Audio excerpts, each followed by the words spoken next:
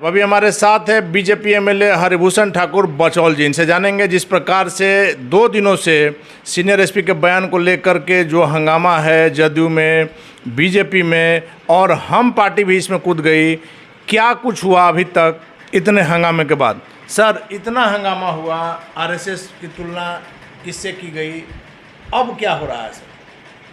अब क्या होगा, उन पर शोकॉज पूछा गया है, सारे लोगों के संज्ञान में है। अब देखिए आगे क्या होती है, कार्रवाई होगी और क्या होगा। लेकिन सर, ऐसा भी कहा जा रहा है कि सीनियर एसपी की बातों को गलत ढंग से लिया गया। कल सीनियर एसपी ने भी कहा कि मेरे कहने का वो मतलब नहीं है जो इन दिनों खास करके बीजेपी के द्वारा निकाला गया। आप भी कह रहे हैं, सीनियर एसपी साहब वही कह रहे हैं, लेकिन हम लोगों ने अपने आक्रोश को, अपने आपत्ति को, दोनों को रखा है। और हमारे नेतृत्व वर्ग, चाहे वो माननीय मुख्यमंत्री जी हों, चाहे भाई तारकिशोर जी हों, पार्टी के लोग, ये मिल करके जो तय होगा सो तय होगा। लेकिन सर, तय तो बात का चीज़ है। ऐसा नहीं लग रहा कि सरकार में भी रहकर, ये एक नया मुद्दा नहीं है, इसके पहले भी कई सारी बातें आई है, सरकार में रहकर आप विपक्ष की तरह गुहार लगा रहे हैं, जबकि सरकार में सबसे बड़ी पार्टी आप। अब चलिए, ये सब तो दूसरा चीज़ है। सरकार है, बिहार के 13 करोड़ हित के लिए सरकार, हम लोग सरकार में हैं।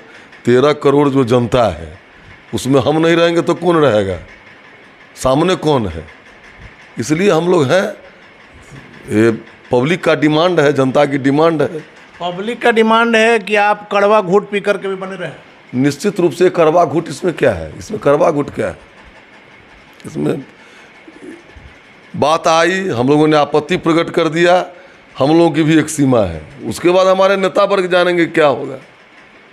लेकिन सर, आपने आपत्ति दर्ज किया, बीजेपी के सबसे बड़े नेता बिहार के सुशील कुमार मोदी माने जाते हैं, उन्होंने भी इस पर आपत्ति दर्ज किया। उसके बाद आपने देखा होगा कि जदयू की चुप्पी और हम का आक्रामक बयान। ये सब अगर मगर लेकिन का कोई जवाब नहीं होता है। मैं पहले कहा कि हमारे नेतृत्व वर्ग के संज्ञान में है, जरूर कोई फैसला होगा, अब वो लोग करेंगे फैसला। नहीं, हमारा हम तो ऑथोरिटी नहीं है, हम तो नेतृत्व नहीं है। नेतृत्व जो फैसला लेंगे हम उनके साथ हैं। लेकिन सर, आपकी बात सही है, लेकिन जिस प्रकार से आप लोग 4 दलों का गठबंधन है होकर बिहार में सरकार चल रही है, इसमें लगा गई, और हम पार्टी जिसके 4 विधायक हैं, उसके प्रवक्ता का, राष्ट्रीय प्रवक्ता का जो आपने बयान सुना होगा, उस पर आप क्या? कुछ नहीं, जाकी रही भावना जैसी प्रभु मूरत देखी तीन तैसी। जो जैसा रहता है वैसा सोचता है। जिसको जितने सोचने की दरार है वही ना सोचेगा। वो कॉमनल आदमी है, वो दानिश रिजवान, वो सब देशद्रोही है, बस इतना ही समझिए। लेकिन आप जिसको देशद्रोही कह रहे हैं, उसके पार्टी के, उसके सहयोग से आप सरकार चला रहे हैं। हम कैसे सरकार चला रहे हैं? मांझी जी के सहयोग से। दानिश रिजवान कौन चीज़ है? दानिश रिजवान कौन चीज़ है? किसी पार्टी के राष्ट्रीय प्रवक्ता की बातों को आप वैल्यू नहीं देंगे?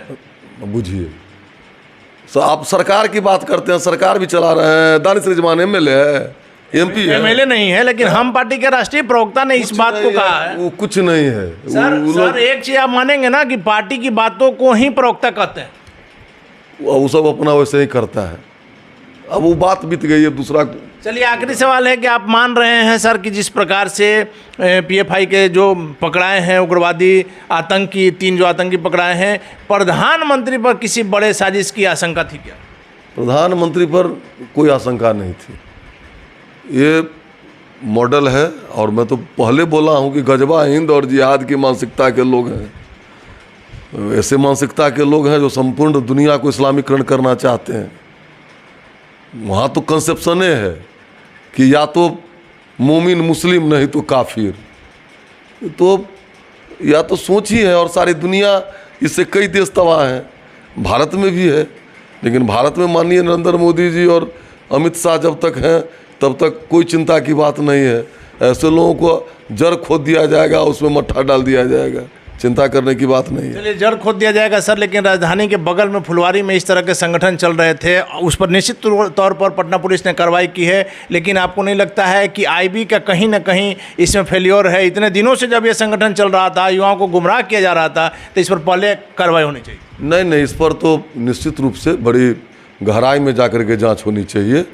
ये केवल फुलवारी शरीफ की बात नहीं है, इसको दायरा बढ़ा करके जहाँ तक जाए, और सरकार लगी हुई है, सरकार जड़ खोद देगी और दोषी बख्शे नहीं जाएंगे। चलिए, धन्यवाद सर। तो ये थे हमारे साथ हरिभूषण ठाकुर बचौल जी। इनका साफ का नाम है कि दोषी बख्शे नहीं जाएंगे। नरेंद्र मोदी की सरकार है, इसमें कोई बख्शे नहीं जाएंगे, जो जैसा करेगा वैसा भरेगा। आगे